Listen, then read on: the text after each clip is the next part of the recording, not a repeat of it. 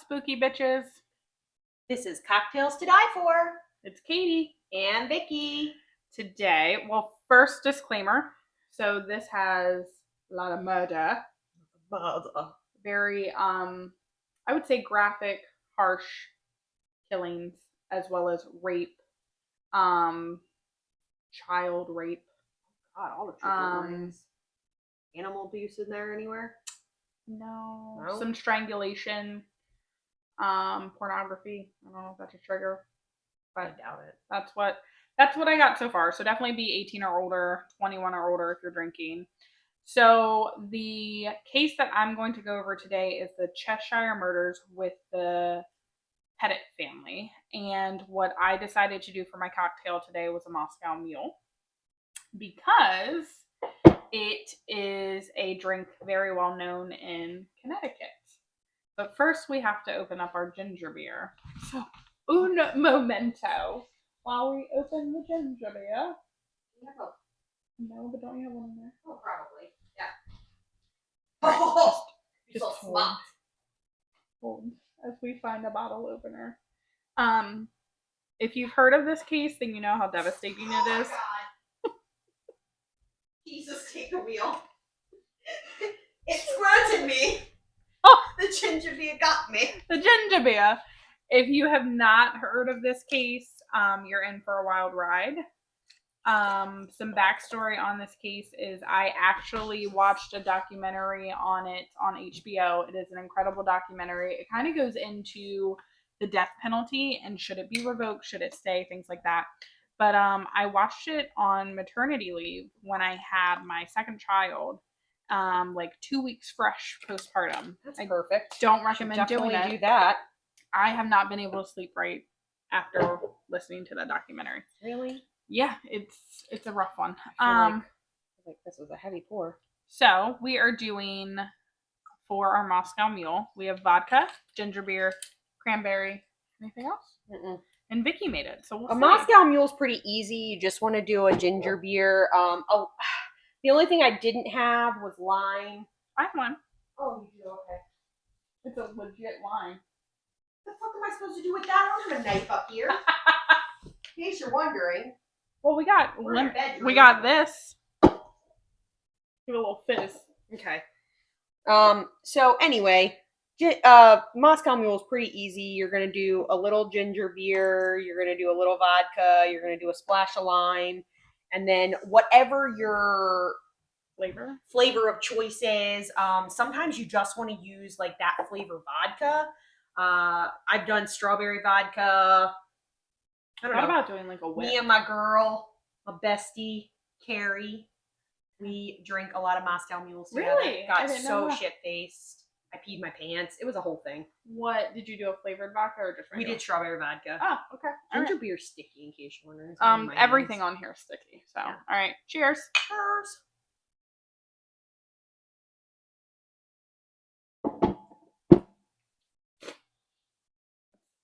The ginger. Yeah. Oh, wow. Okay, it was delicious. So now we're going to go into the Cheshire Murders.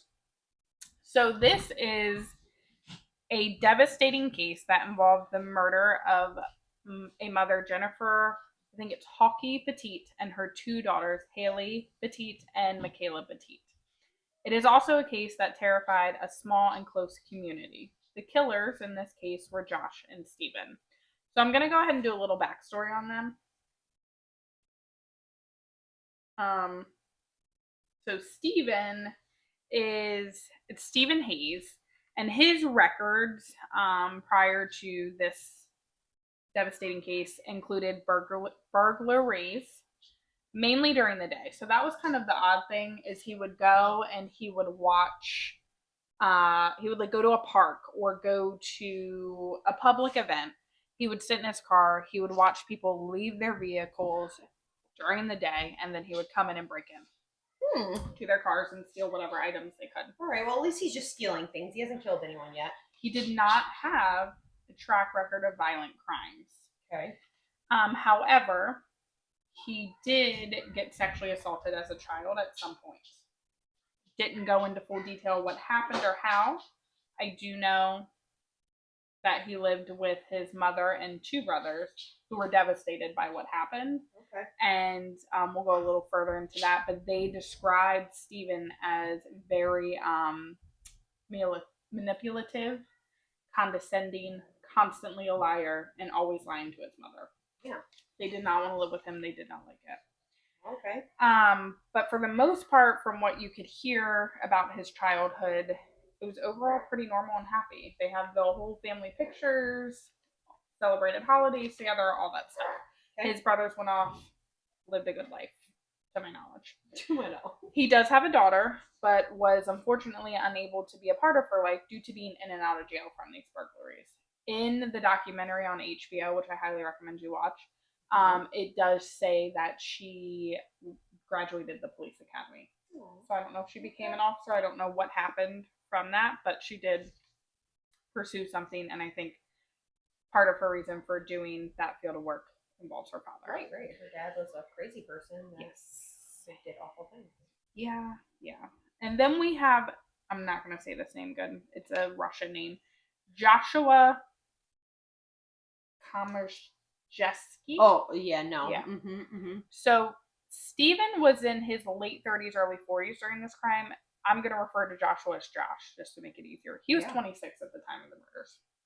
Okay. So he was a local to Connecticut, so was Stephen. And he lived around the Cheshire neighborhood. He was actually adopted, and his family decided to pull him out of public school and do homeschooling. Josh was sexually assaulted by his foster family father, and actually had a lot of, it started with him being posed naked and taking pictures to eventually the father then anal raping him. So it got pretty serious.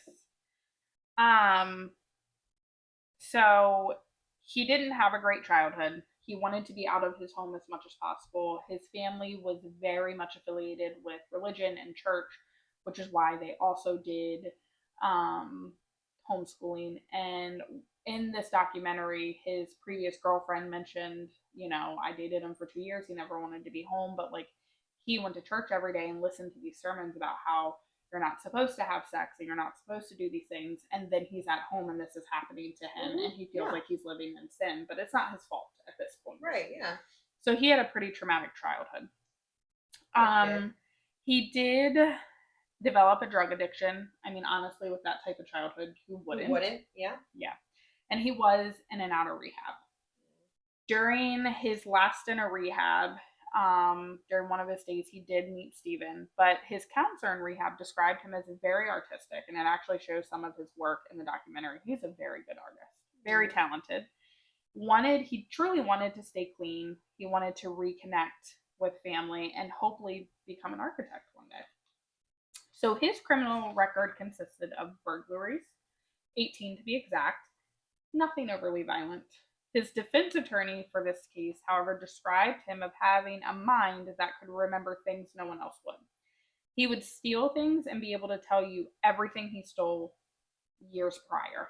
Oh, wow. He could tell you the exact location, where he stole it from, if it was in the garage left pocket of a jacket from 5 years ago, he could tell you. Right. Yeah. Like, he just had that mind. He just had like an eidetic memory that like he could just, in his mind, he saw it.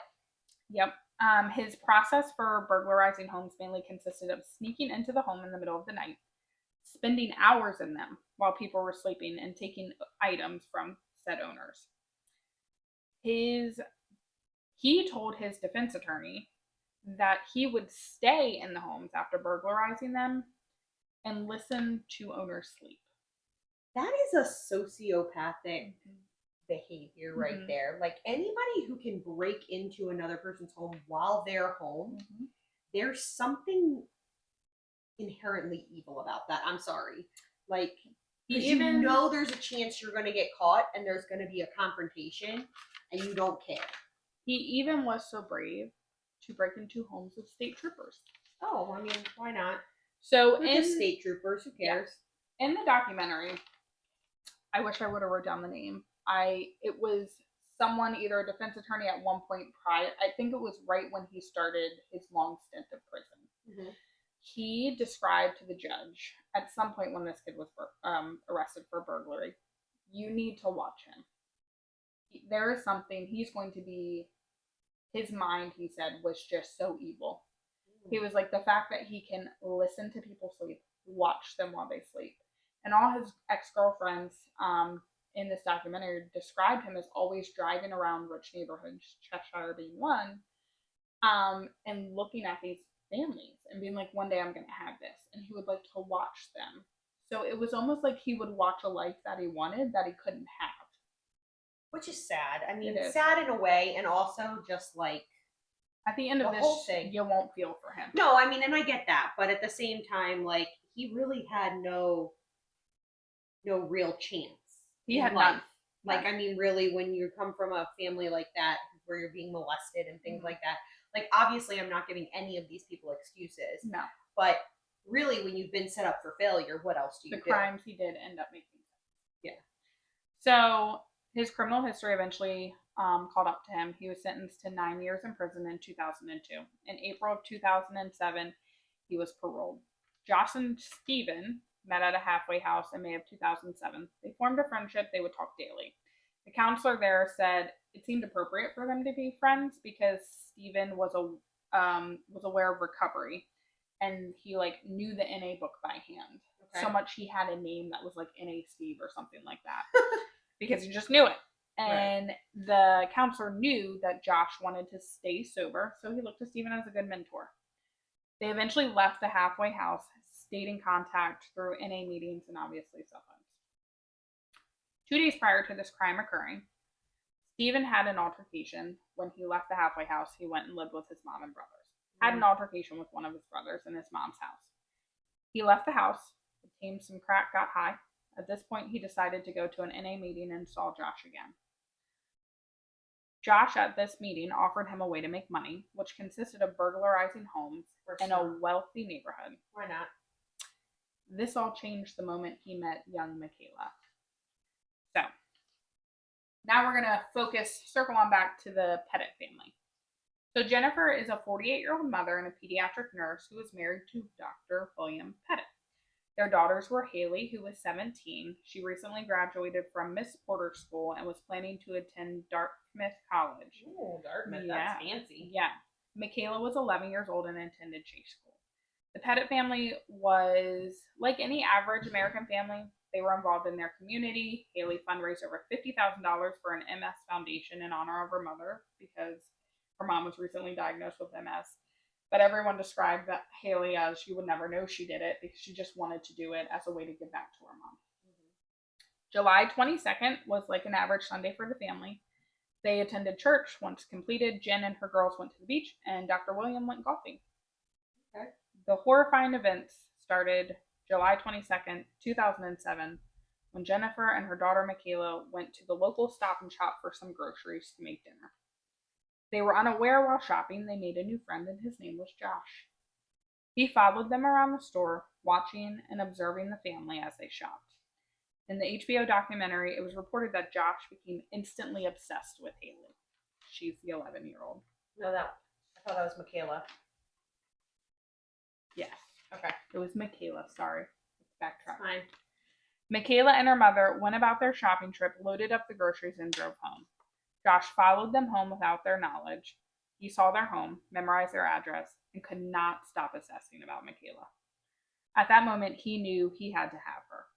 So he called his friend Stephen and told him that's not good. He found a beautiful large home that they need to break into.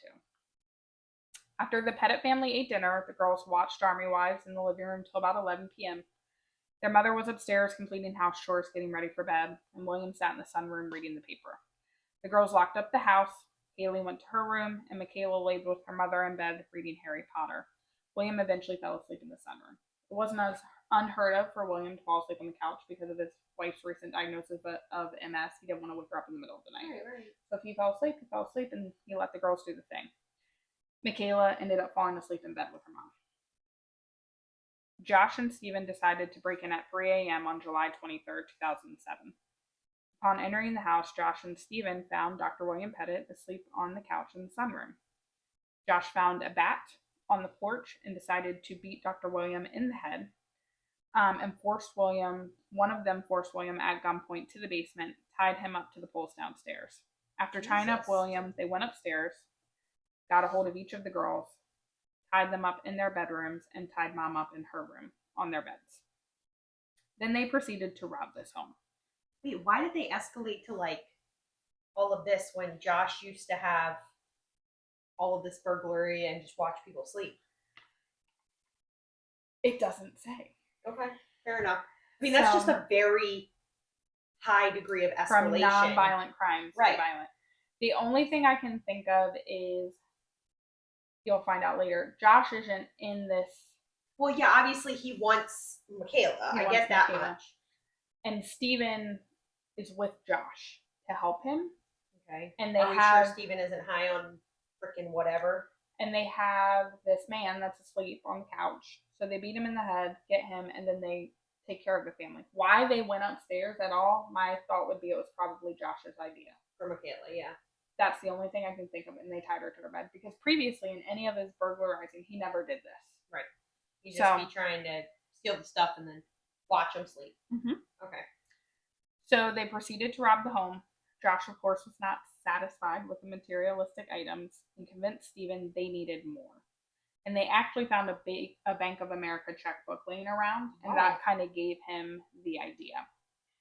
So, what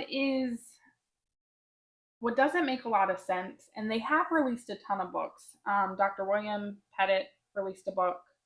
There's more research on the case since this occurred back in 2007.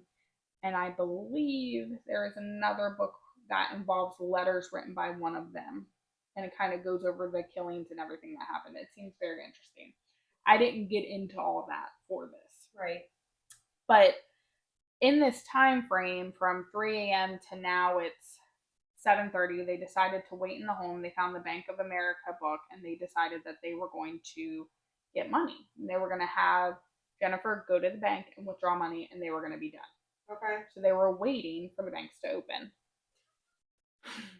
Just hanging out. Okay, apparently they drank a few beers, like they were just doing their thing. Living our lives. Josh at one point would go upstairs to Michaela, talk about school, things like this. In one of the articles I read. What does she talk to you for? Mm-hmm. Mm-hmm. In one of the articles I read, they described Haley as a fighter, and she constantly fought. I'd fight you too if I was tied up to my bed and you were coming in there. I'd think you were going to rape me. So then at some point, and it doesn't say where the idea came from, Steven leaves the house because he finds two empty canisters for gasoline in the garage. Leaves the house and fills the canisters with gasoline. While he's doing that, Josh then decides, okay, he's not in the home anymore. I'm going to go upstairs to Michaela. Right.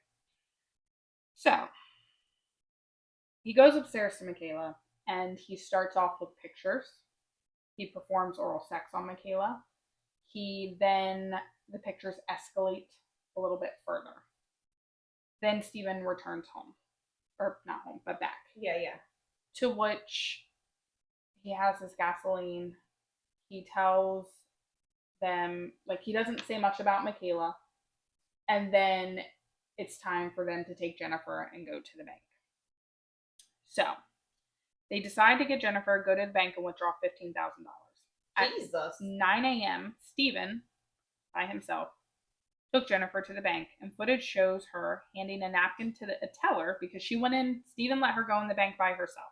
Why are you so stupid? So she handed a napkin to the teller, and she said she was being held hostage by two men who have her family tied up at home and to call the police. The teller gave the paper to the manager who called the police. Jennifer walked out of the bank with money and left with Steven, who took her back home. This was when Josh decided he had another opportunity to go after Michaela. Right. And then he sexually assaulted Michaela. One of the reports I read, he took pictures of the assault on her phone and reported in his journal from prison that he did this for power and ejaculated onto her when he was complete. The photos he took, he planned to use eventually to blackmail the family because killing them was not the plan. He let Michaela get up, he let Michaela shower and change. Oh, God. Steven came back. The story goes that he told Stephen that he left DNA on one of the girls, and Stephen was now going to have to go further with his crime as well. Yeah, but he let her shower. Mm-hmm. So then, as they're downstairs, Michaela's still tied up, Haley's still tied up, Dad's still down in the basement. Stephen arrives home. Josh tells him all this. Stephen starts looking outside and seeing police and people. Yeah, no shit, because you let a woman go in a bank by herself, you idiot. He's fucking pissed. So he, in a fit of rage, decides to strangle Jennifer, kills her, then rapes her after he kills her. Mm-hmm. Mm-hmm. The fuck? There are technically two different theories, that he strangled her first then raped her, or he raped her then strangled her, but the documentary goes for saying he strangled her and raped her. So once Jennifer was dead, Stephen doused her body in gasoline, doused the rest of the house in gasoline, doused the girls' bodies in gasoline, and lit the house on fire. Oh no. Both Haley and Michaela died in their beds due to smoke inhalation. During this time, William was still downstairs, Dr. William. In the basement. He woke up at some point hearing them talk about, we gotta leave now, we gotta go, we don't have a lot of time. I'm assuming he probably smelled some smoke. Right. And he decided to move his arms up and down rapidly on this pole he had. He was able to free his hands and escape from the basement out a window to a neighbor's home. The neighbor claims he didn't even recognize him when he came to the home because he was on Coumadin at the time and had a massive head bleed from them beating him in the head with the bat. Oh my god, he's lucky he's alive. Yeah. At this point. So, he goes and gets the neighbor. The neighbor starts calling the police. They see police are there setting up a perimeter. Once the fire starts, Stephen and Josh decide to flee the home using the Petit's SUV. The police surrounding the home spotted them and chased them, causing a crash. The arrest of Josh and Stephen took place 1 block away from the Petit home, and it was burning down to the ground at the same time. They're not very smart criminals, so I ain't gonna lie. So both men pled guilty to their crimes and requested a sentence of life without parole. The state, however, wanted the death penalty for both of them due to their horrendous crimes. Right. They escalated so quickly from non-violent to just murder. In Connecticut, the death penalty cannot be sentenced without a trial. Right. So Josh was found guilty on October 13th, 2011, and on December 9th, 2011, he was sentenced to the death penalty. Stephen was sentenced to the death penalty November 8th, 2010. 2015, Connecticut abolished the death penalty, and both men were sentenced to life in prison without possibility of a release. So, since then, I've done some digging on them. Not much comes up on Josh, just this journal that he wrote, things like that. Stephen has claimed that he has gender dysmorphia. Okay, what does that have to do with murder? Mm-hmm. And that he was never happy with who he was, but the prison won't pay for a sex change. He is transgender, this, that, and the other. They both had been on podcasts, books have been written about them, things like that. Dr. William Petit has moved on. He's been remarried. I think he might have other children now. But even in the documentary, you see him, all over trying to advocate for girls, starting foundations, things like that. When you watch the documentary and read the stories, at the end of it, Stephen and Josh, who were these two great friends, end up actually flipping on each other. Right, of course. Yeah. So they take him into questioning. The only two who are ever going to know what truly happened is the two of them. Right. But Josh, what's weird is Stephen obviously tried to pin everything on Josh. Of course. Josh wanted to get his hands on Michaela, it's my theory. We all know that. Right. It sounds like it. But he was, it's going to sound terrible that I say this, semi-caring with letting her get a shower. Yeah. At one point, he went downstairs and put a pillow between the dad and the pole to make him more comfortable. The moment the arrest happened and the police pulled him out of the car, he said, "You need to get to the house. There's a woman and 2 girls in there." So it seems like he never really wanted anyone to die. Does that make what he did right? Not at all. Right. Stephen is the one that seemed to flip the switch and have tendencies of fires in his childhood. and just doused everyone in fuel and killed them. Right. It doesn't make sense to me what sparked him to go get fuel and bring it back to the house. He just liked fire. Yeah. I feel like he just liked fire. Yeah. It's just I got to watch this documentary 2 weeks postpartum and was like, I'm never gonna sleep again. Someone's gonna come get my family. Well, maybe not that far. Like, I don't think that's gonna happen. But yeah, hopefully not. This has been a case that has stuck with me forever. The documentary is very interesting because it looks at death penalty versus not death penalty. But the other thing it really explores is the police at that time during Cheshire, Connecticut. Because the bank called the police at 9:21 and arrived within minutes to the Petit family home. 9:56, the suspects decided they could hear movement around the home, people screaming. 9:57, the house was in flames. At that point, no police have entered that home. Yeah. The police were on scene for 30 minutes. Before they did anything. In those 30 minutes, Michaela was essentially raped. Mm-hmm.